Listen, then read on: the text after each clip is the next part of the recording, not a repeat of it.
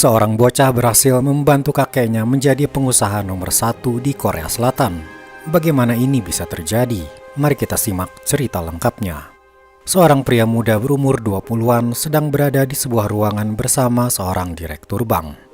Pria muda ini sedang menandatangani proses pemindahan uang sebesar 600 juta dolar ke dalam rekeningnya.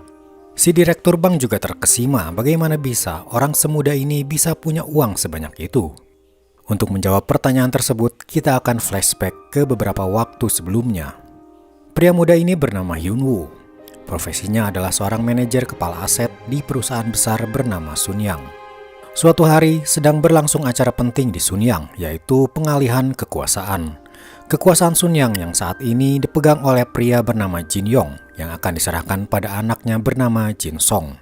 Tapi ada masalah internal antara ayah dan anak ini. Jin Song terlihat terburu-buru masuk ke dalam gedung hendak bertemu ayahnya. Dia sempat dilarang istrinya, tapi tampaknya amarahnya tak bisa mereda. Jin Song langsung masuk ke ruangan ayahnya dan tanpa basa-basi dia berkata, dia akan melepaskan warisan tersebut, yang artinya dia menolak perusahaan Sun Yang menjadi miliknya.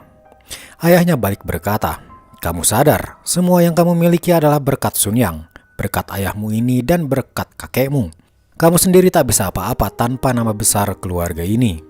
Jin Song melepas tangan ayahnya dan hendak pergi dari ruangan. Tapi tiba-tiba ayahnya merasakan sakit di dada. Tepat saat itu masuklah Hyun Woo karena acara sudah dimulai. Dia terkejut ketika melihat atasannya kesakitan terkapar di lantai. Hyun Woo langsung menelepon timnya sementara Jin Song kabur.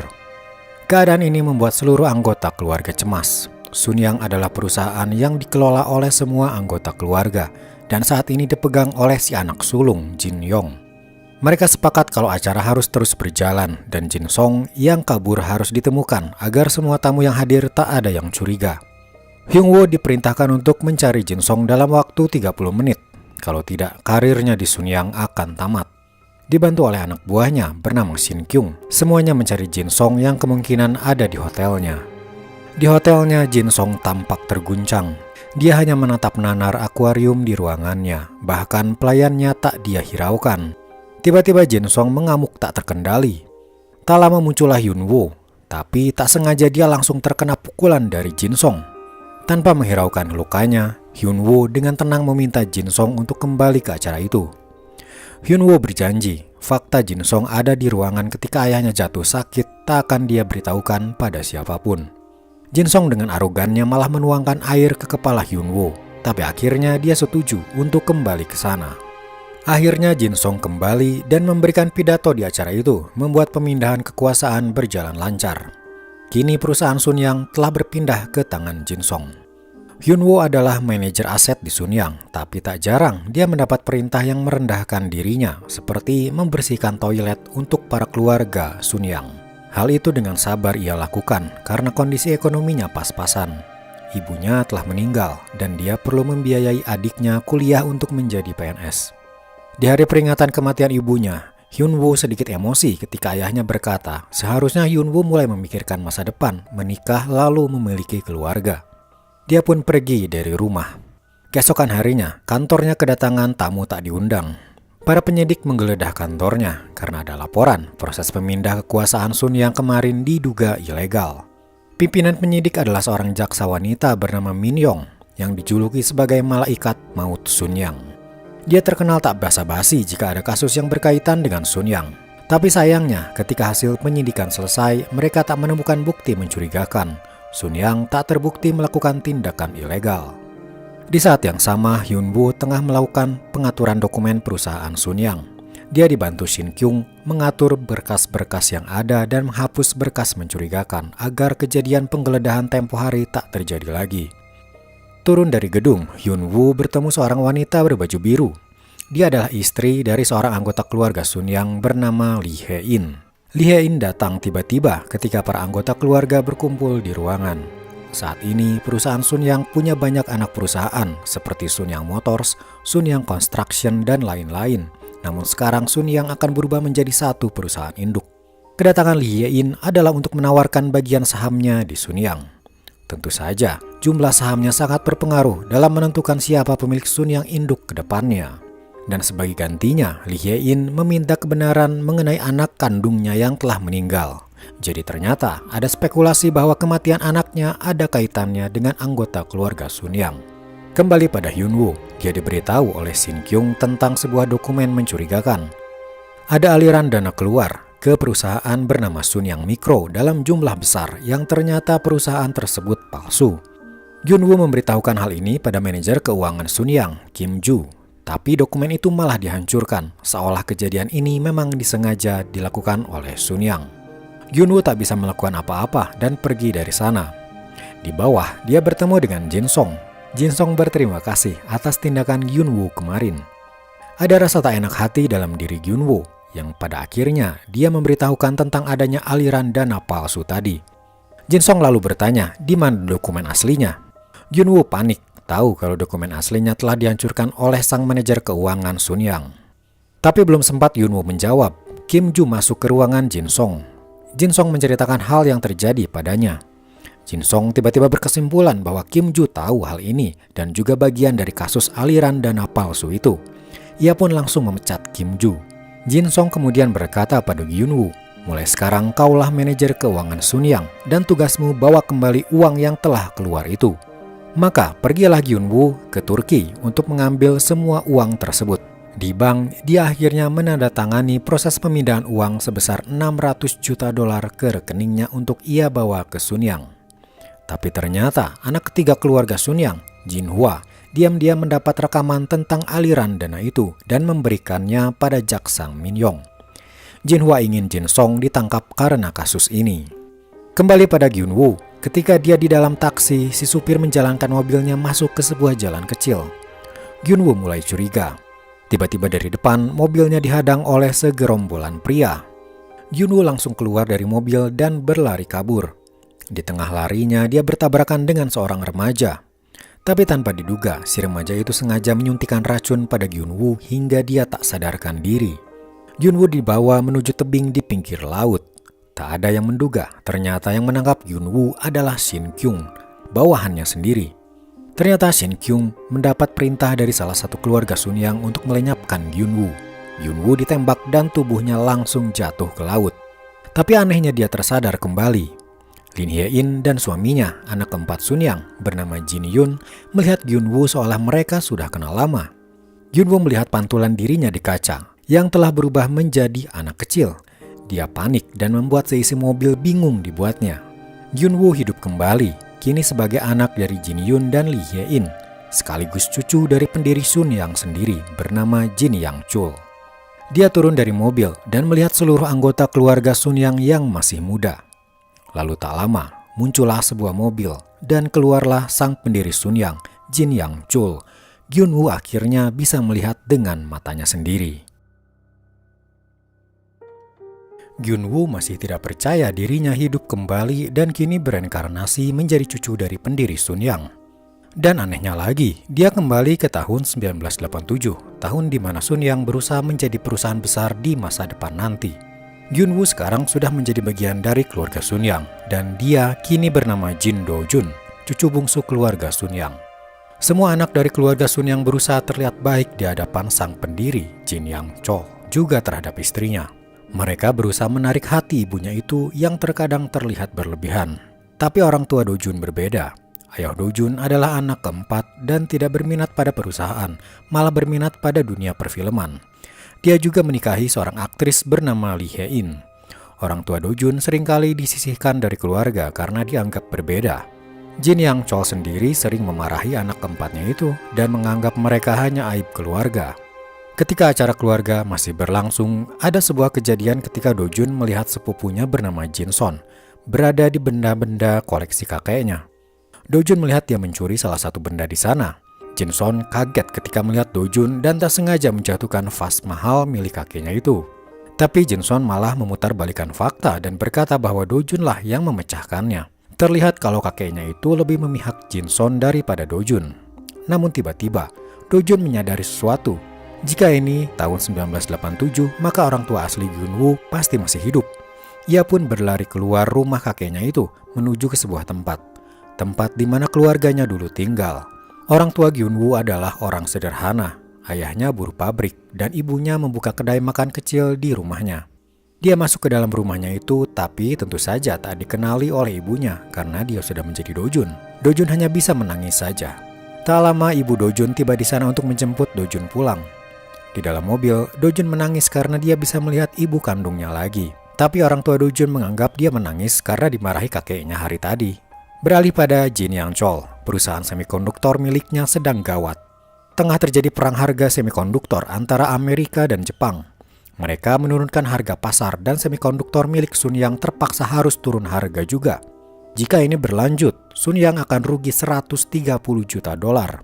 Jin Yang Chol mengibaratkan kondisi perusahaannya saat ini bagaikan udang kecil yang berada di tengah-tengah dua paus raksasa. Kembali pada Dojun, keesokan harinya dia mengunjungi rumah kakeknya itu untuk meminta maaf atas kejadian pecahnya vas kemarin. Kebetulan kakeknya sedang mengobrol dengan anak-anaknya mengenai siapa yang akan menjadi presiden berikutnya. Hal ini penting karena Sun Yang akan mendanai kampanye seorang capres. Apakah capres yang ada di posisi 1, 2, atau 3? Dojun yang kebetulan mendengar percakapan mereka tiba-tiba berkata bahwa kakek sebaiknya mendanai calon presiden ketiga yang mana capres ini tidak dijagokan. Semuanya meremehkan omongan Dojun yang dianggap kata-kata bocah ingusan. Tapi ternyata ketika mereka melihat berita, capres 1 dan 2 mulai saling menjatuhkan dan capres ketiga mulai naik pamornya. Tentu saja Dojun tahu hal ini karena dia dari masa depan. Tapi berkat kebenaran omongan Dojun, dia akhirnya dipanggil oleh kakeknya dan bicara empat mata dengannya. Dojun juga menyarankan sebaiknya kakeknya mendanai capres ketiga ini dari sekarang, bukan ketika sudah jadi presiden. Hal itu akan sangat menguntungkan Sun Yang, karena capres tersebut pasti akan sangat berterima kasih. Jin Yang Chol lalu mengajukan satu pertanyaan tentang masalah perang harga antara Jepang dan Amerika pada cucunya itu. Jika ada dua paus raksasa bertarung, bagaimana cara udang kecil yang berada di tengah bisa menang melawan mereka? Dojun tak sanggup menjawab pertanyaan ini dan kakeknya juga tak berharap lebih padanya. Tapi jauh di dalam hati Jin Yang Chol, dia masih ingin mempertahankan perusahaan Sun Yang semikonduktornya itu. Karena menurut dia, semikonduktor adalah teknologi yang bisa dipakai di masa depan. Kembali pada Dojun, ketika melihat di majalah tentang perang harga Jepang-Amerika, dia akhirnya paham apa maksud kakeknya itu. Dia langsung menelepon kakeknya, tapi dia sedang tak ada di rumah. Jin Yang Chol sedang pergi ke Baghdad untuk menjual perusahaan Sun Yang semikonduktornya. Dojun tersadar, jika sesuai sejarah, pesawat yang ditumpangi Jin Yang Chol dari Baghdad ke Korea akan kecelakaan karena teror bom. Dia langsung berlari ke rumah kakeknya langsung untuk menghindari sejarah itu terulang. Dojun bertemu neneknya dan berkata dia harus bicara dengan kakeknya sekarang juga.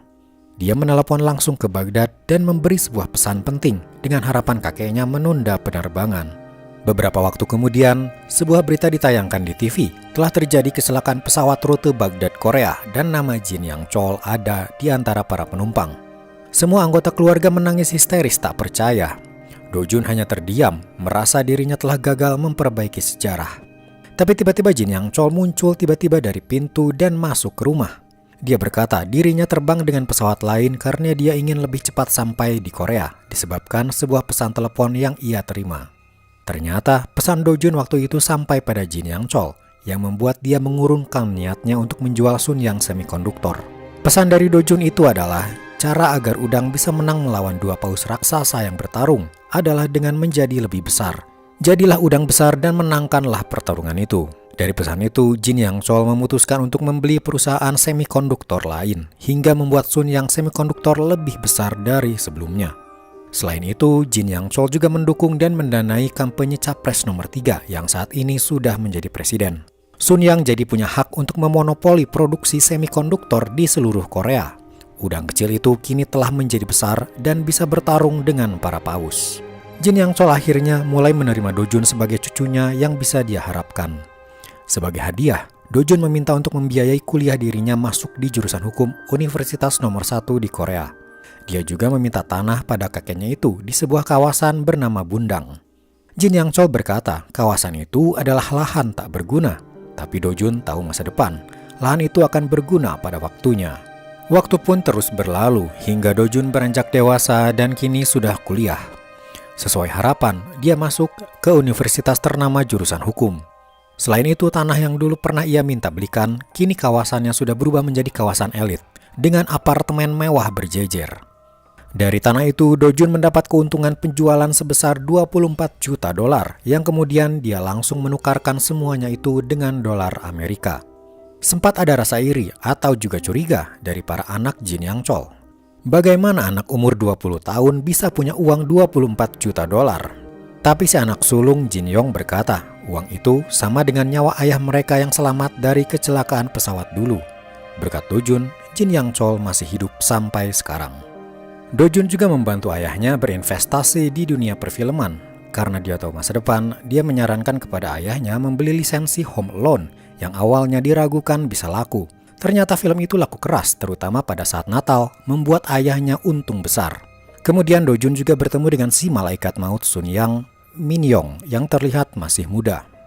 Dojun dan ayahnya kemudian pergi ke New York untuk memilih film apa lagi yang harus mereka investasikan, yang pada akhirnya mereka memilih membeli lisensi Titanic agar bisa tayang di Korea. Tentu saja Dojun sudah tahu Titanic akan meledak di pasaran pada waktunya nanti. Di New York, tak sengaja Dojun bertabrakan dengan seorang pria bernama Sehyun. Sehyun adalah seorang ahli investasi di Amerika, tapi berkebangsaan Korea, pemilik perusahaan bernama PowerShares. Dojun melihat Sehyun bisa membantunya melakukan sesuatu yang besar. Suatu hari, dia bertemu lagi dengan Sehyun dan meminta untuk bekerja sama. Dojun berkata dirinya punya insting kuat tentang investasi mana yang bisa menguntungkan. Sebagai bukti, di TV sedang ada acara pertandingan catur antara juara dunia melawan komputer. Sebagian besar orang menebak kalau sang juara dunia yang akan menang. Tapi Dojun berkata komputerlah yang akan menang. Jadi sebaiknya Sehyun berinvestasi di perusahaan komputer bernama IBM. Sesuai perkiraan Dojun, acara itu mengumumkan pemenangnya adalah komputer. Itu pastinya membuat harga saham komputer IBM naik pesat dan siapapun yang punya saham di sana akan untung besar. Sehyun mulai percaya pada Dojun dan setuju untuk bekerja sama. Kembali pada Jin Yang Chol. Dia dan anak-anaknya sedang rapat mengenai pembelian perusahaan baja bernama Hando Steel. Perusahaan itu bisa membantu Sun Yang Motors dalam memproduksi mesin mobil. Tapi harga yang ditawarkan adalah 500 juta dolar, sedangkan Jin Yang Chol hanya mau menggelontorkan uang 300 juta dolar. Tak hanya itu, saingan terbesar Sun Yang bernama perusahaan Daewoo kabarnya menginginkan Hando Steel juga, karena Daewoo juga memproduksi mobil, alat berat, dan kapal. Jin Yang Chol tetap bersikeras menginginkan Hando Steel untuk menjadi miliknya, dan dia melimpahkan tanggung jawab ini pada anak sulungnya Jin Yong. Kembali pada Dojun, dia bertemu lagi dengan Min Yong karena ternyata mereka satu kampus, hanya beda jurusan. Min Yong masuk jurusan kejaksaan. Dojun terlihat tertarik pada Min Yong dan mengajaknya makan malam. Beralih pada Sehyun, ternyata diam-diam perusahaan PowerShares miliknya hendak membeli Hando Steel juga dan bersedia membayar 500 juta dolar. Berita ini langsung menyebar pada Jin Yang Chol. Dia tak menyangka ada perusahaan asing baru yang menginginkan Hando Steel juga. Jin Yang Chol menduga ada otak di balik semua ini. Dan kita semua sudah tahu kalau otak di balik ini adalah Dojun. Di suatu tempat di dalam gedung, Dojun dan Sehyun berbincang tentang Hando Steel. Sehyun bertanya apa alasannya Dojun ingin membeli Hando Steel. Jelas-jelas ini berarti Dojun menentang kakeknya sendiri. Tapi ternyata Sehyun sadar, Dojun memang sengaja ingin menentang kakeknya itu dan ingin menguasai perusahaan Sun Yang untuk dirinya sendiri. Suasana hati Jin Yang Chol semakin tak karuan, karena bukan hanya Hando Steel sulit untuk ia dapatkan, tapi juga ketika dia melihat mobil produksi pabrikannya sendiri mengalami masalah pada mesin dan meledak di jalur pacu. Ini menandakan dia benar-benar butuh Hando Steel untuk mendapat kualitas mesin mobil yang lebih baik, tapi harga Hando Steel terlalu mahal. Ditambah lagi, kejadian ledakan mobil itu dia saksikan bersama saingannya pemilik perusahaan Daewoo bernama Ju Yong. Dia melihat sendiri bagaimana gusarnya Jin Yang Chol yang saat ini dalam kekalutan. Namun, masalah Hando Steel ini tampaknya dimanfaatkan oleh anak nomor 2 Jin Yang Chol bernama Jin Dong. Dia tak suka jika kakaknya berhasil mendapatkan Hando Steel, maka dari itu dia punya rencana.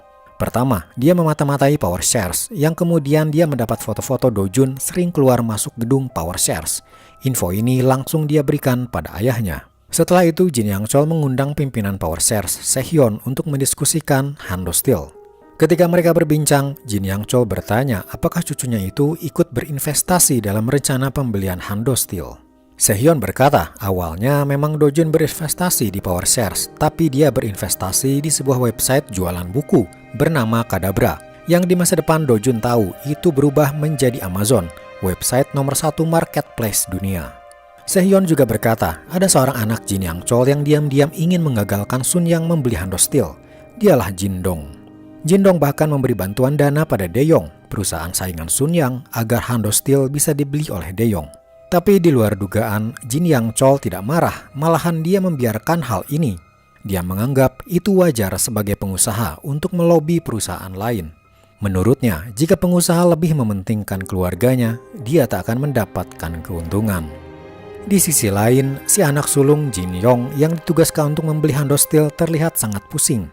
Apalagi ternyata Power Shares telah menaikkan tawaran harga Hando Steel menjadi $650 juta. Parahnya lagi, Daeyong bersedia membayar $700 juta. Jin Yong mau tak mau mengeluarkan semua uang yang ada, bahkan dari kantongnya sendiri. Tapi itu juga masih belum cukup. Tiba-tiba datanglah anak ketiga keluarga Sun Yang, Jin Hwa. Jin Hwa berkata dia akan memberikan bantuan uang pada Jin Yong asalkan Jin Yong membantu suaminya untuk berkarir di dunia politik. Lobby-melobi itu akhirnya menghasilkan kemenangan bagi Sun Yang. Walaupun harus berutang sana-sini, Sun Yang berhasil membeli Hando Steel seharga 750 juta yang awalnya hanya berharga 500 juta saja. Tak ada yang menyangka kenaikan harga Hando Steel tersebut adalah karena Do Jun. Dia berhasil menguras kantong uang Sun Yang lebih dalam dan berhutang sangat besar, $750 juta, hanya untuk sebuah perusahaan Hando Steel. Tapi apa sebenarnya yang menjadi incaran Do Jun ini? Apakah dia ingin meruntuhkan Sun Yang atau malah ingin mengambil alih Sun Yang?